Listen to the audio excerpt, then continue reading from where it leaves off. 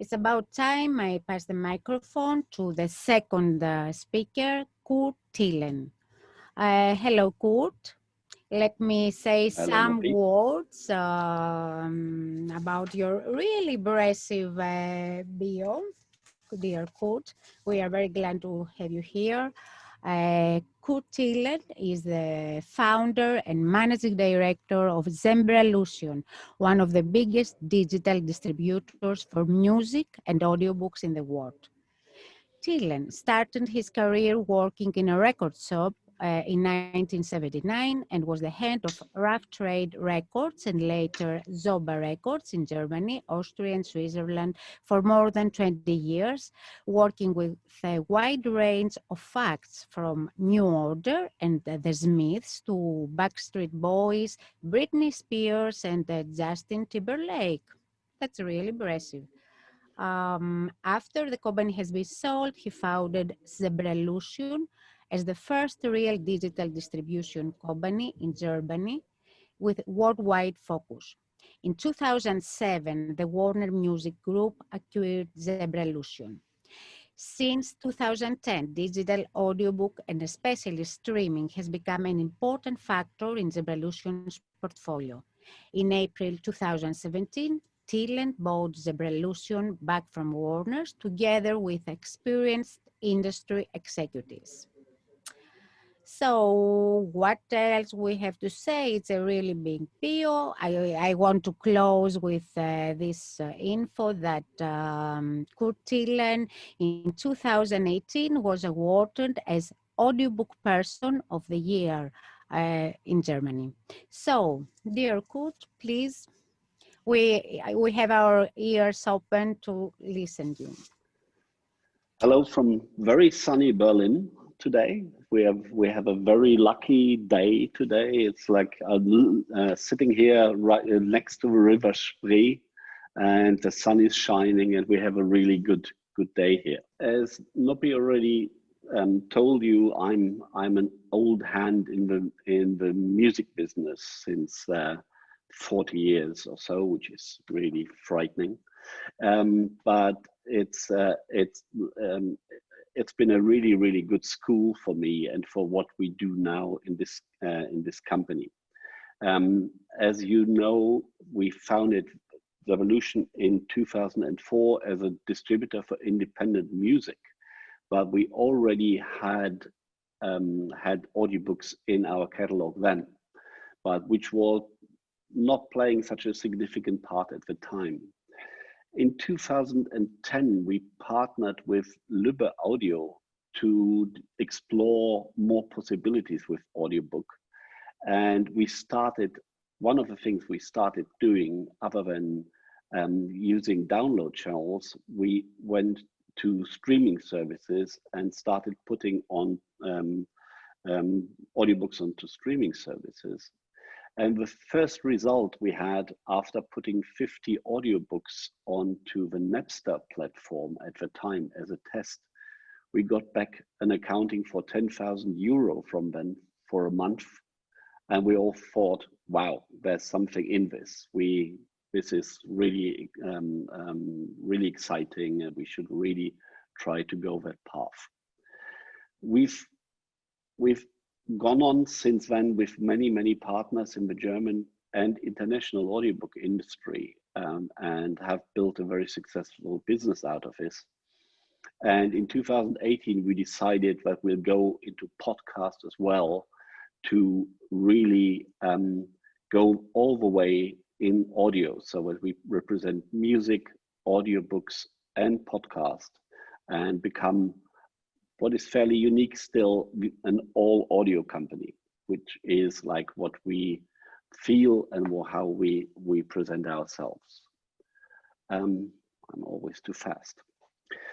So I think what would be interesting for you, especially in Greece, would be to see the amount of outlets we have here, which we serve in Germany and elsewhere. There's still some more. Corinna already has told you very competently about Audible and who they are and what they do.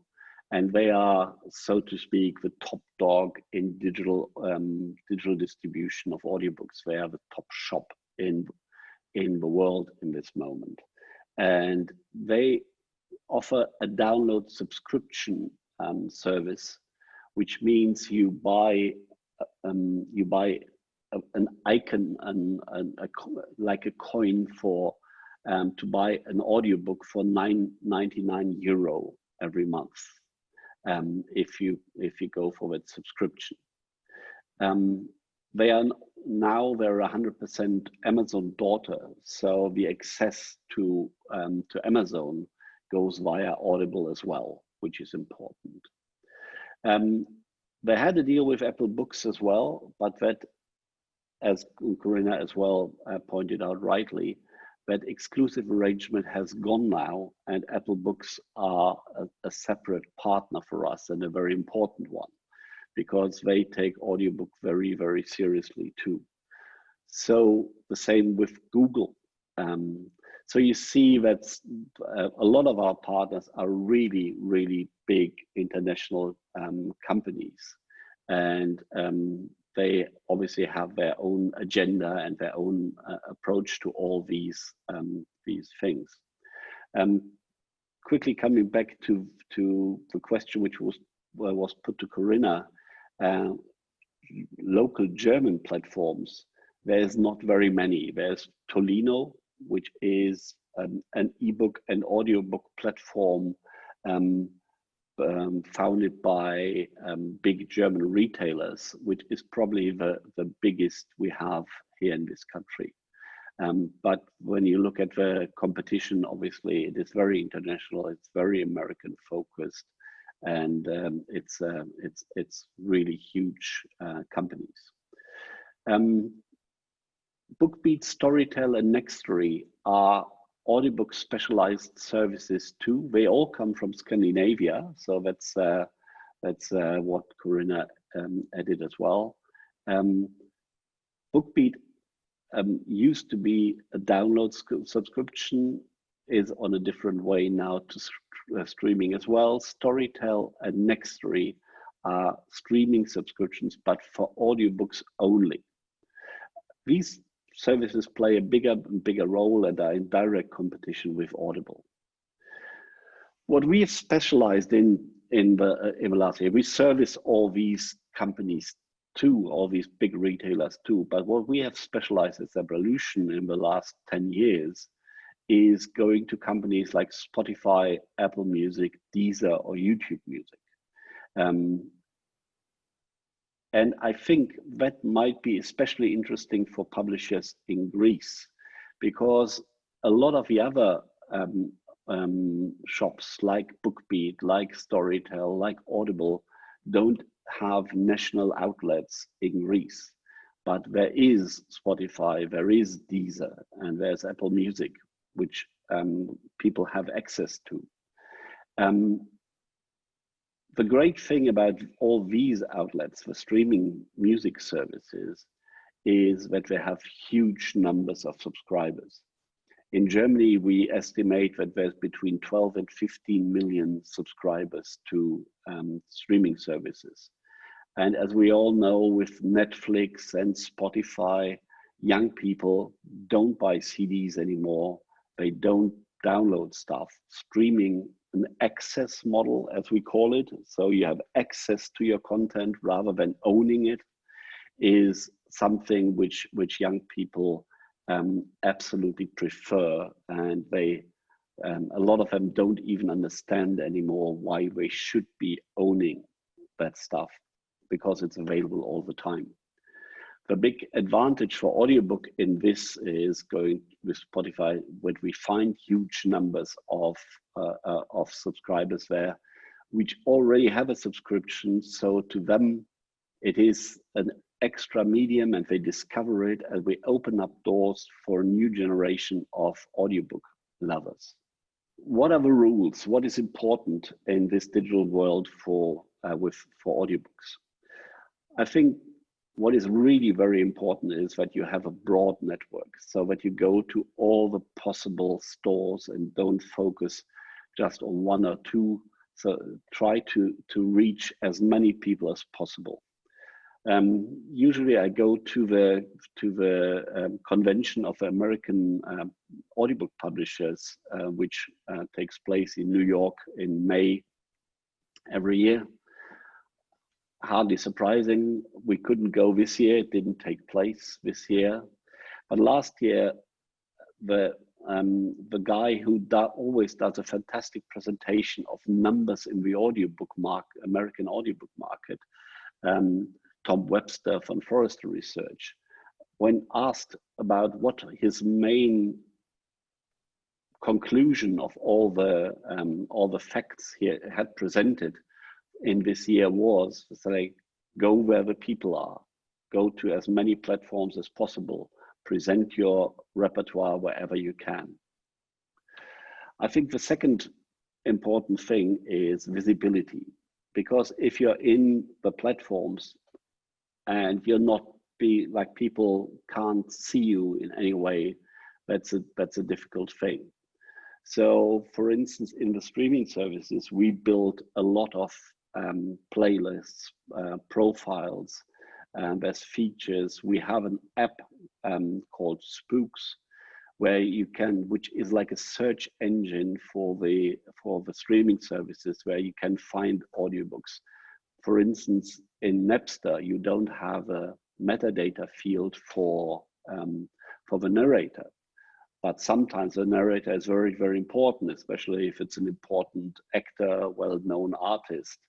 Then you wanna enable the search for that, but in the music services you can't do that.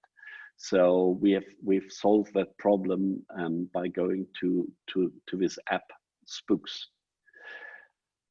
What you can do to promote your audiobooks is connecting to social media. Especially Instagram has become a really important platform. I know your publishers, you know that for books as well. It's the same for audiobooks. Being on Instagram, Twitter, Facebook is really important to reach the digital audience, especially. Nobody will go from advertising in a print magazine to a digital platform. That way is too long. So you need to be one click away from a sale or from a stream through social media. I think that's really important. The next point is a bit of wishful thinking, because it doesn't always happen because of production lead times and possible windowing, so going later with streaming than with download, for instance, which some publishers still do. But ideally, you want to present your audiobook at the same time as the print book, the normal book, because when you do promotion for it, the audiobook benefits from it in the same way as a print book, for instance. And lastly, I think it is really important for you to understand that metadata is the most important thing in the future when it comes to digital sales. You need to tag your releases with meaningful words, and you have to be, the search needs to find your book. So obviously we are a very experienced company in that, and we support our publishers in that, but it is in everybody's interest that everybody works on metadata really hard and really precisely, because that's how you will be found in the future in all digital platforms. The digital market, you have heard a lot about the discussions in the music industry about the revenues which come from streaming, for instance.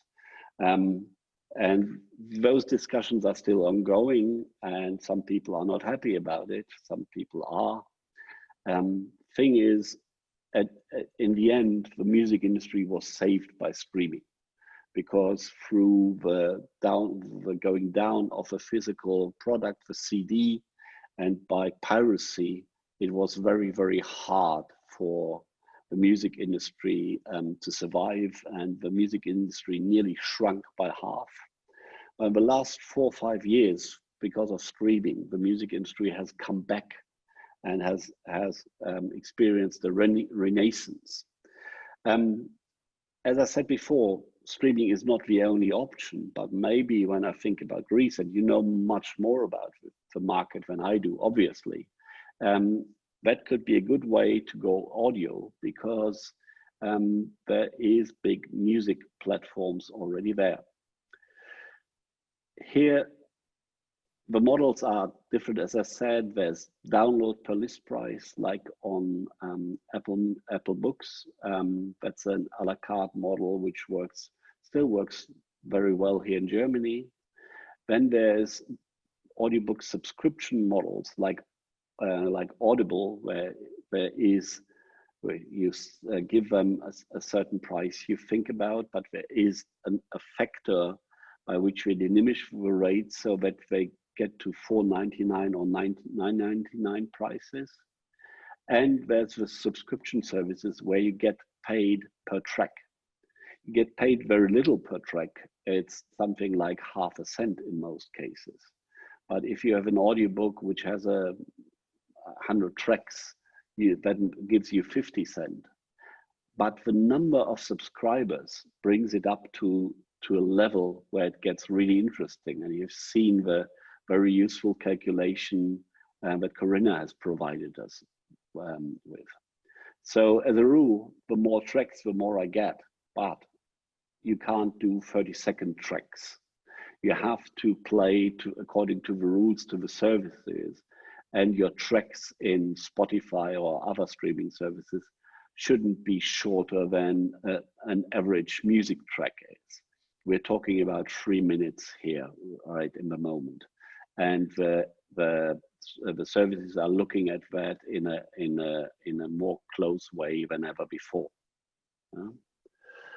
So what is, as you can see, as we said before, download stores pay the most per audiobook, but the reach of streaming services makes it very, very attractive. And our top author, Jojo Moyes, because of a book which was made into a movie as well, and the Khaleesi from Game of Thrones played the title role in it, or the main role in it, and she's very popular.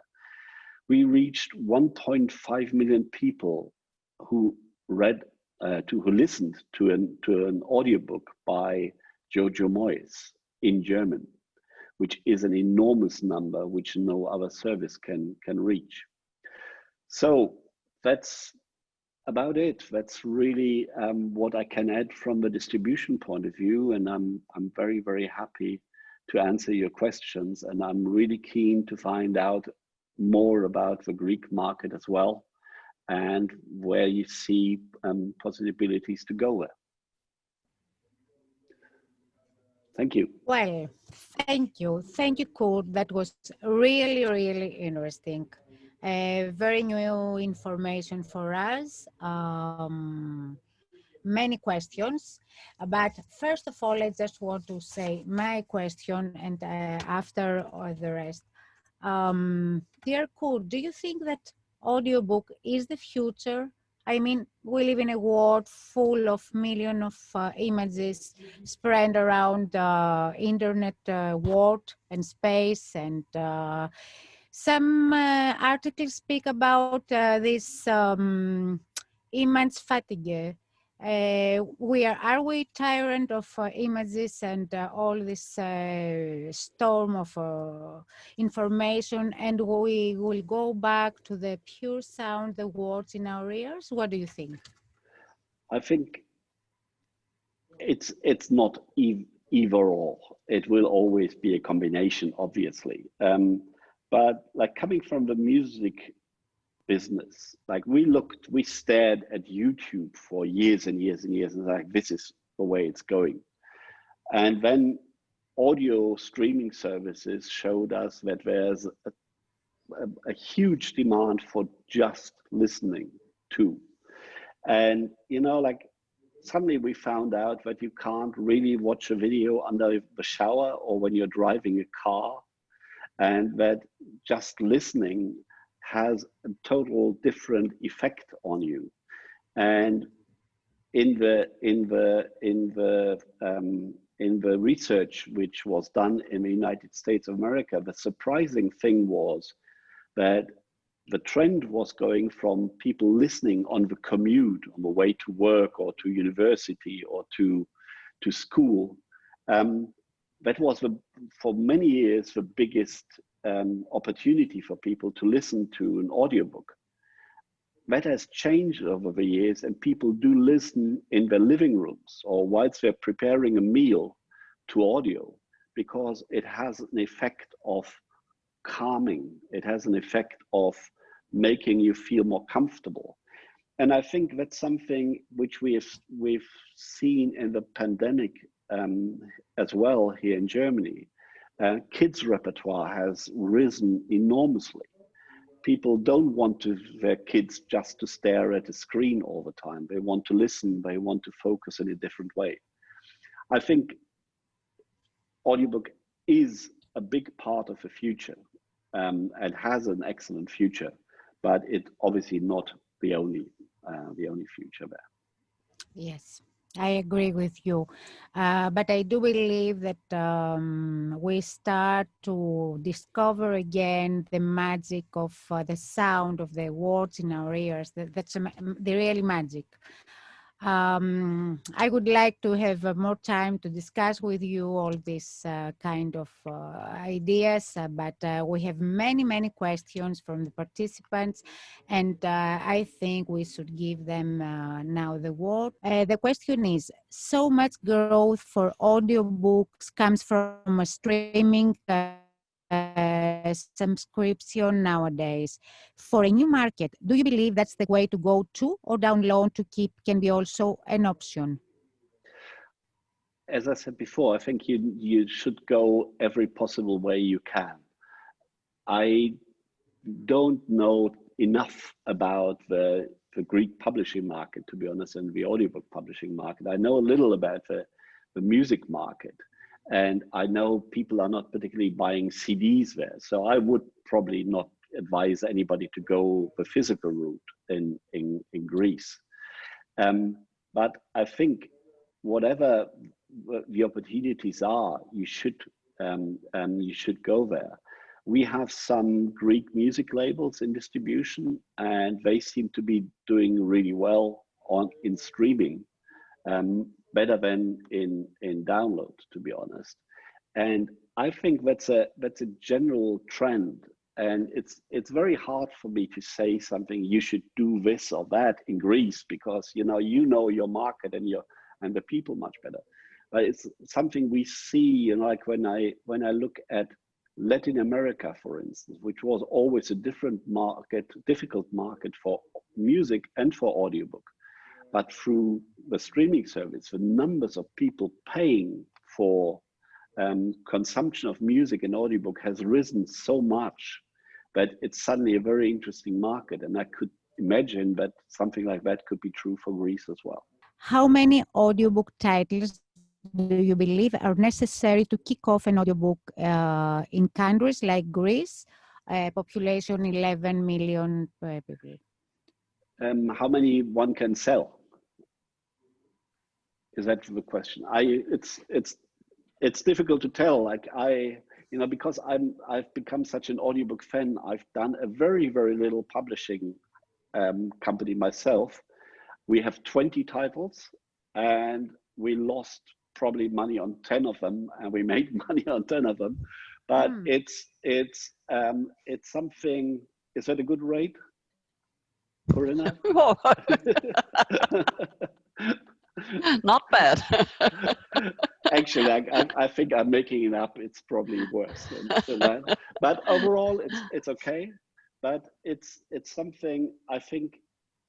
I don't know what a studio would cost in Greece, and I don't know what your distribution cost is and your overhead in Greece.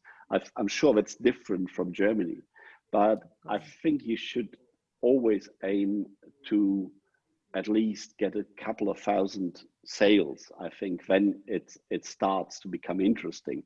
And these sales in the streaming world, like is 100 tracks is a sale, for instance. I think that could be interesting, but it's very difficult for me to tell.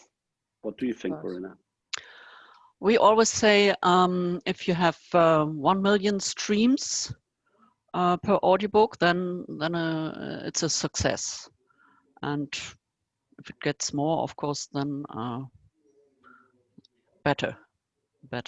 How should publishers approach localizing audiobooks? Example given, translating a book into a different language and producing an audiobook from it. Is there something they need to focus on apart from the traditional localizing process? You work with translation books, translated books also, I suppose, not only local. Yeah. Yes, we get the translation normally by the book publishers or from the translators themselves, and yeah, that's normally no problem. The costs are the same. Oh, okay. So okay. we are calculating with this 10% or this 55% of the proceeds. And if it's, for example, a German author, then he gets a little bit more. And if it's, for example, a British author, then of course the costs for the translation have to be in that.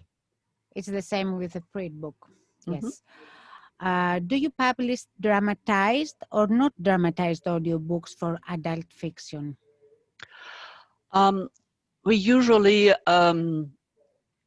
publish only non-dramatized records, but we have some audio plays taken from broadcasting companies, and that's quite nice. But it's very important. Not only important, but it's very with high costs if you make a radio play. But in the children's market, radio plays are very popular. And perhaps Kurt can say something about the three. Yeah, it's like we have a lot of dramatized kids content as well, but unfortunately we don't have the biggest one, which is called Die drei Fragezeichen, the 3 question marks, which is owned by a company called Europa, which goes through Sony Music. And they are, the 3 question marks are the biggest artist on both Apple and Spotify in Europe, because every episode of theirs is #1 in the charts there, and it's absolutely huge. It's bigger than Ed Sheeran and Beyonce, and everybody turns over more than anybody there. It's quite amazing, but that seems to be a very, very German-centric thing. Whenever I try to explain that to people in the UK or in the United States who have a big audiobook market as well, they just shake their heads and can't believe it. It doesn't work the same. It seems to be a very German thing. Oh, I see. Yes, I think it's not the same. For me personally, I believe that classic literature shouldn't be dramatized, but this is a personal aspect. And maybe in Greece, I don't know how this would work. It's much more expensive. That's the big handicap, because you obviously need a lot more narrators, and the studio and everything gets more expensive.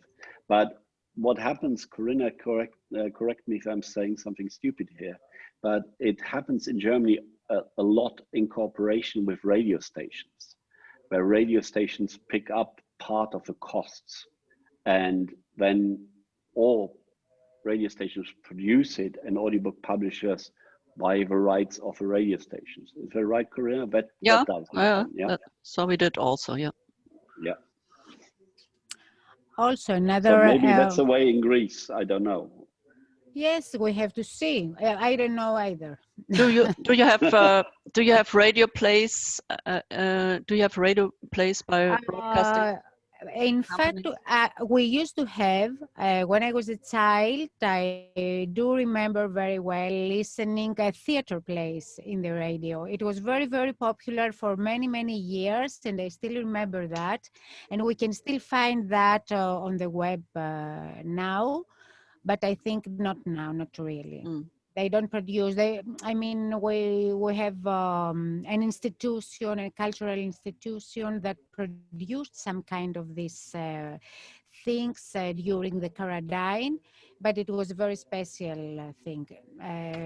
Yes. Mm. But it was very popular many years ago. I mean, you know, we have to see how this could work today in Greece. Maybe it could work very well, because I can see my son, 12 years old, and he likes very much to be with his mobile and listen and watch, etc. So, okay. Let's have another market question. Can you please, both maybe, or one of you, develop on metadata management? What do you recommend? Corinna, I Metadata. think you've This bought, is you've interesting. built something from it, didn't you? Yeah, we were searching for a long time for some software house for our databases, and we couldn't reach. We couldn't get along with a already published software. So we asked an engineer to help us. And that's, of course, a little bit more expensive, but I think that is for us the right way. And so, yeah, everyone has to see how they get along with that. But perhaps there are already some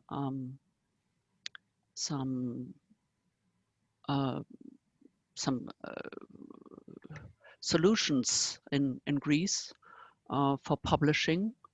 In Germany, the solutions were only made for book publishers, and that was a problem. We couldn't adapt them quite well for our audiobook needs. Yeah, it's like a digital warehouse, isn't it, where you keep all your data together, which is a really important thing. We get them from you because we, like, you know, the audiobook, you know, the repertoire, you know, the product, and can give us the information, and we then turn it into whatever Spotify or BookBeat or whoever what they need, because the metadata for all these stores is different. So we have a translation task there as well. You know? That's the problem, and that's why we need so much Zebralution to help us in this point. Thank you very much. Oh, but we need you even more, because we wouldn't have anything to do without you. You know? I will make a question, because as I can see, the most of the questions are already answered. So I would like to ask, what about podcast? Podcast, I read that maybe is the next platform, is the next form and platform and format. What do you think, Kurt and Corinna? I have no experience in publishing podcasts.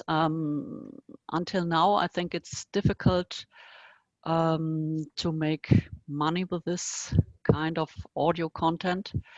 But Kurt is very experienced in podcasts, and so perhaps you tell us a little bit about it. We founded an own company for it, as I said before, Zebralution, and we're working on this actively for 2.5 years now, and it's important to understand that it's a totally different business model. Podcasts are financed by advertising, so you need to Like we needed to reinvent ourselves as an advertising agency in that part of our business. And to be honest with you, like it was all going very well. The pandemic doesn't help because a lot of companies froze their advertising budgets. So it was more difficult in this year than we thought it would have been, but we've still done very well, I think, considering the circumstances. But it's something I'm convinced that will be broadening as well. But it's a different format. It's much shorter. It's much more about people chatting with each other. It's much lighter format than audiobook. But again, from the figures I saw in the USA, there's a close connection. The people who listen to audiobooks very often listen to podcasts and the other way around. So I think the two things are fruits of the same tree in a way. And it's something which I think helps developing audio in total, because people start with podcasts, go to audiobooks to get a different format, and especially, and that's the most important thing, and that's the beginning of your presentation, Corinna, stories are what counts in the end. Mm-hmm. You know? Dear Corinna Zimber, dear Kurt Thielen, thank you so much. It was very much interesting, and I do hope that next May, maybe, if everything is okay till then, we'd like to meet you at the Thessaloniki Book Fair at the Thessaloniki grounds, and why not next October to the Frankfurt Book Fair.